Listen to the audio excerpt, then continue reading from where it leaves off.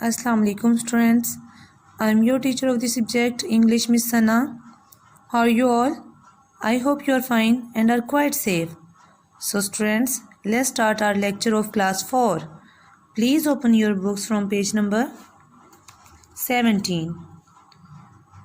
Students, we are reading a very interesting short story, Pip Meets a Convict. In our previous lecture, we read that the prisoner asks Pip to get him a file and some grub, and also threatens Pip if he fails to do this he will kill him. And students, at the end वो पिप को ये भी बताता है कि मेरे साथ मेरा एक और कंपेनियन भी है और मेरे कंपैरिजन में वो मुझसे ज़्यादा डेंजरस है, तो अगर तुमने हमारा ये काम ना किया तो मैं भी तुम्हें छोड़ दूँ, लेकिन वो यंग मैन तुम्हें बिल्कुल भी नहीं छोड़ेगा. Now from here we will start our reading. That young man can hear us now. That young man has a secret way of getting at a boy and at his heart and at his liver. अब वो young man हमें अभी भी सुन सकते हैं, हमारी बातों को सुन रहा है, और उस यंग मैन के पास एक सीक्रेट वे है कि वो किसी भी बॉय को पकड़ सकता है, उसके हार्ट और लीवर को उसकी बॉडी में से बाहर निकाल सकता है. उसके पास ऐसा कोई ट्रिक है. A boy can't hide himself from that young man. एक लड़का अपने आप को उस यंग मैन से नहीं बचा सकता, छुपा नहीं सकता. A boy may lock his door. एक लड़का मे भी अपना घर का या अपने रूम का डोर लॉक कर ले. May be warm in bed, या वो अपने बिस्तर में कहीं छुप जाए. May tuck himself up. Tuck up means to secure someone और समथिंग. मे बी वो लड़का अपने आप को कहीं पे सिक्योर कर ले किसी जगह पर. May draw the cloth over his head, या वो अपने ऊपर कितने ही कपड़े डाल ले छुपने के लिए ताकि वो किसी को नज़र ना आए. May think himself comfortable and safe. Comfortable means easy, और वो लड़का मे भी अपने आप को बहुत ईजी और सेफ में फील करे. But that young man will softly creep his way to him and tear him open. लेकिन वो यंग मैन जो मेरा कंपेनियन है वो Aahista Aahista, softly means slowly, creep means crawl, जैसे बेबीज़ अपने नीज़ एंड हैंड्स पे ग्राउंड पर मूव करते हैं उसको कहते हैं क्रॉल. तो वो यंग मैन स्लोली क्रॉल करता हुआ उस बॉय तक पहुंच ही जाएगा और उसकी बॉडी को टीयर करके उसके लीवर और हार्ट को बाहर निकाल देगा. I am keeping that young man from harming you at the present moment with great difficulty.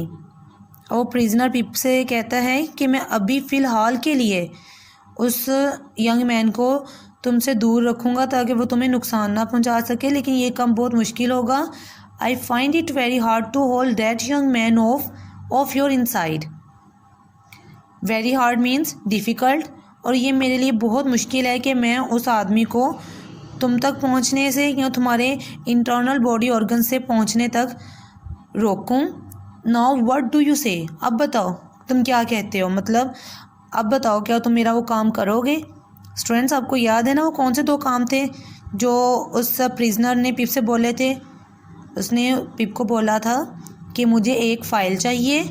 File उसको चाहिए थी अपने लेग्स में जो आयरन चेन थी उनको कट करने के लिए, और ग्रब मीन्स फूड उसको फूड की नीड थी क्योंकि वो हंग्री था, क्योंकि वो एस्केप प्रिजनर था, वो कहीं से भागा हुआ था तो वो भूखा भी था.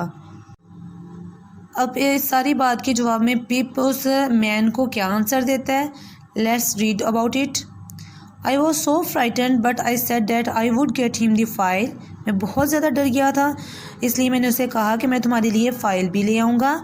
And I would get him what broken bits of food I could.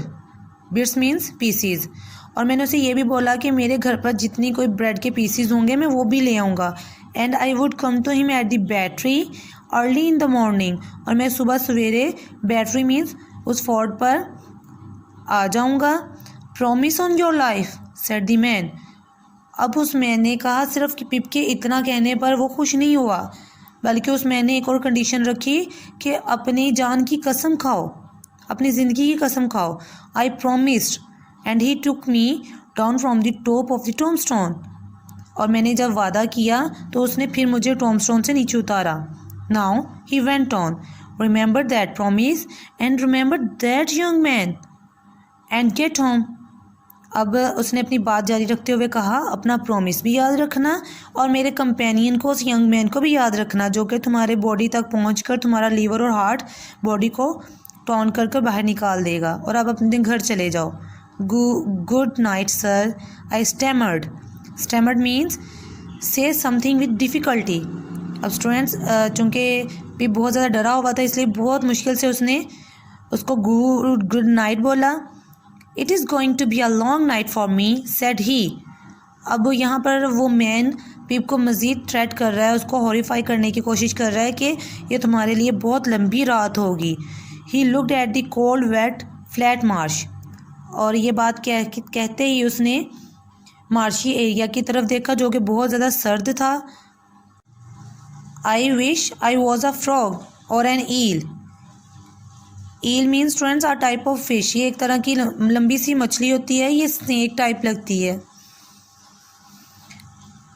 अब यहाँ पे पिप कहता है कि मुझे लगा कि काश मैं कोई फ्रॉग होता या कोई ईल मीन्स कोई फ़िश होता तो मैं यहाँ पे किसी भी वाटर पिट में जंप करता और अपने आप को उस मैन से या इस प्रिजनर से हाइड कर लेता.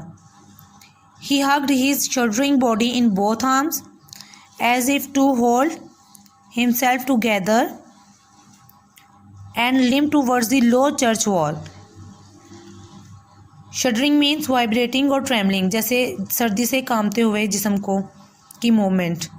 अब उस मैन ने अपने दोनों आर्म्स में अपने शडरिंग या वाइब्रेटिंग बॉडी को हग कर लिया जैसे कि वो अपने आप को होल्ड कर रहा हो. और वो चर्च वॉल जो कि काफ़ी शॉर्ट थी उसकी तरफ लंगड़ाता हुआ चला गया.